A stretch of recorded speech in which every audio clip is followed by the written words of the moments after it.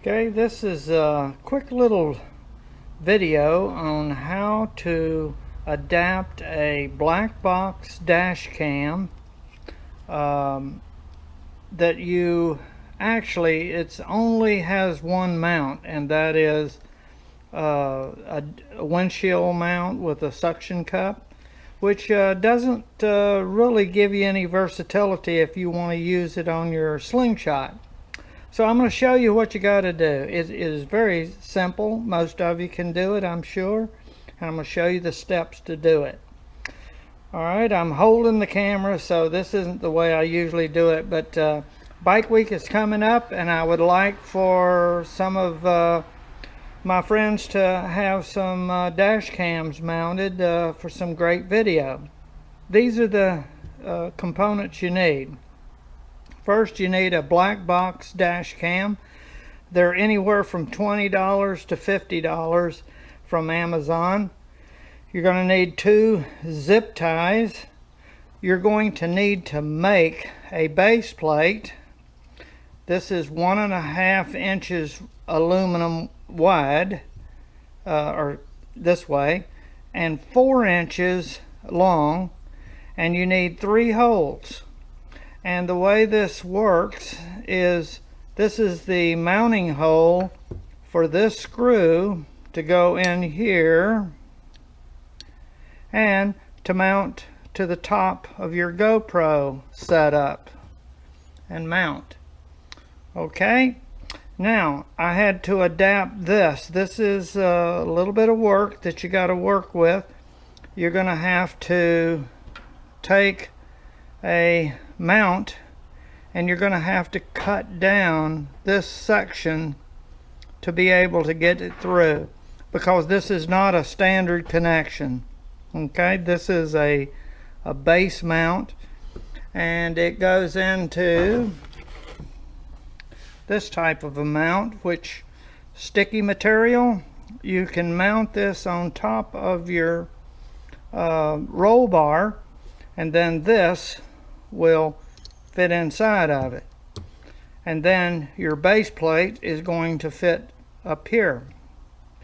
And this is movable, and you can get a mount that swivels, but you can't get to it, so don't worry about it. This will give you a forward view or a rear view. So anyway, you're going to need to drill some holes. This is the mounting hole right here for this type screw, a short screw that's going to go there.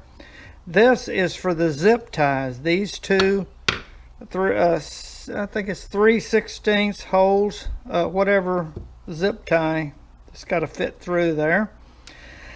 And I took and rounded the edges and kind of smoothed them out, and the way this is going to sit is like this. And let me go up here. Okay, right like that. The zip ties are going to come through, and I'll show that part in a moment. This is going to go up there, obviously. But this is a good solid mount that's easy, and you can also slip the camera out of the securing ties by simply pulling them over to the side and slipping it out. If you don't want to leave it in weather or what have you, then it will slip back in. I'll show that in just a moment.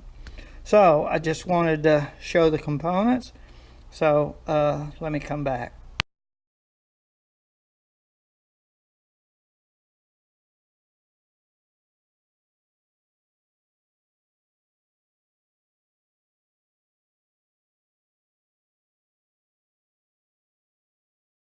Now, the way this goes is you take your base plate, you mount, and I have heavier curves on the back edge than I do on the front to make sure you don't, you know, bang your arm on a sharp edge.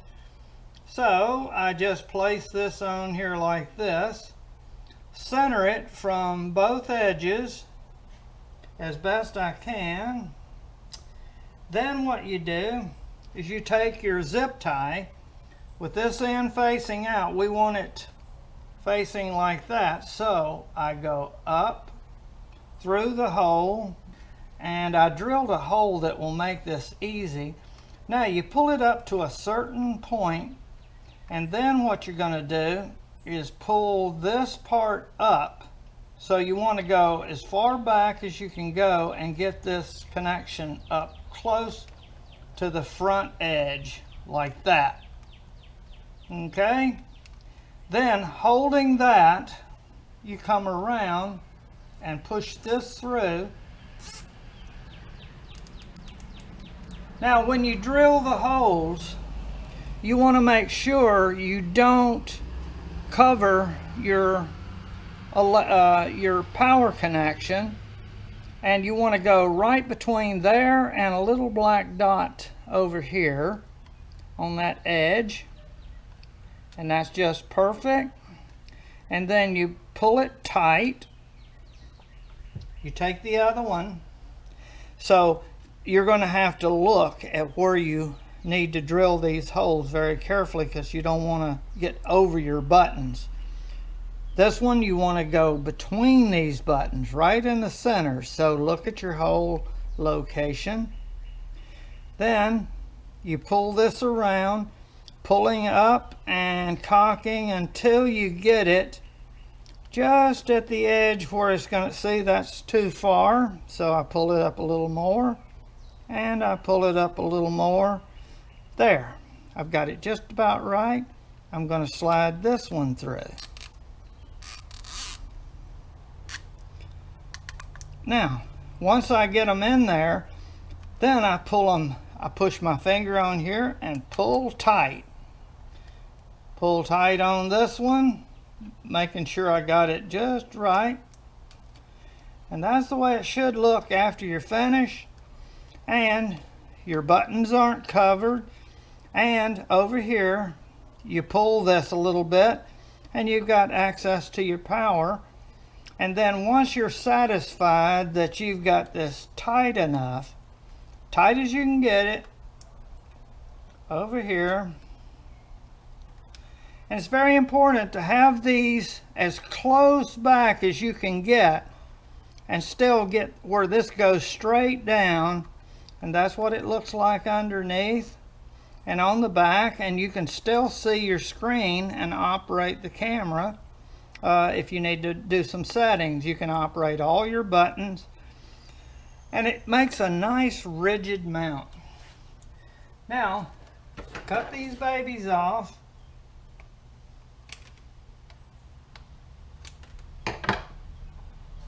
And there's the mount. Okay, now what you do is you take this and you want to mount it in such a way that the camera is over the center part. You wouldn't want to mount it around this way, because the camera is going to, the way you mount it is going to determine how much wobble you have. You want to get as little wobble as you can have. Now, I'd rather have the other close base, but I didn't have one. I had this curved base. The closer you get down, the more steady your video is going to be. You're going to find this out. And you want these screws tight, and you want this stuck on there very tight on the roll bar. The roll bar is very secure mount. Now what you do is you put this here, and again we mount it around this way.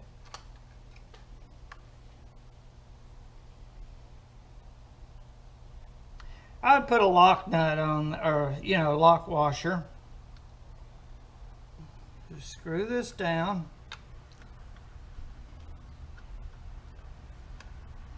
and we can rotate this, so we want to get it as straight as we can. And the best way is look down and line it up. and screw her down tight. And that's what you're looking for. There. Now, there's your mount, and you can tilt down and up so you can get some different ways. So you could mount this where you're videoing forward over your head on the roll bar, or you can mount it backwards and video the folks behind you. So I operate with two cameras, a GoPro up front on a magic arm, and I mount it to the GoPro mount. Works best on this, on the center windshield support, and this works great for viewing backwards, forward with the GoPro, and you will be fully covered. So there you have it, easy.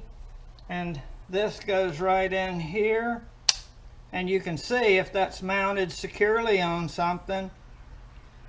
Now you do have to mount your power source here, because these will not run very long on the battery that's in there. It was designed for running like 5 hours at a time, and a 32 meg or a 32 gig card will last close to 5 hours of continuous videoing at 10-minute segments.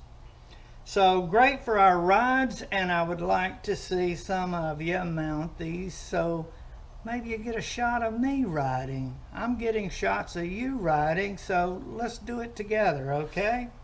And it's easy, not a big investment. You don't have to have $400 GoPro if you don't want to. 50 bucks and a little bit of hardware, and Sam Owens will show you how to do it. So I'll see you on a ride someday.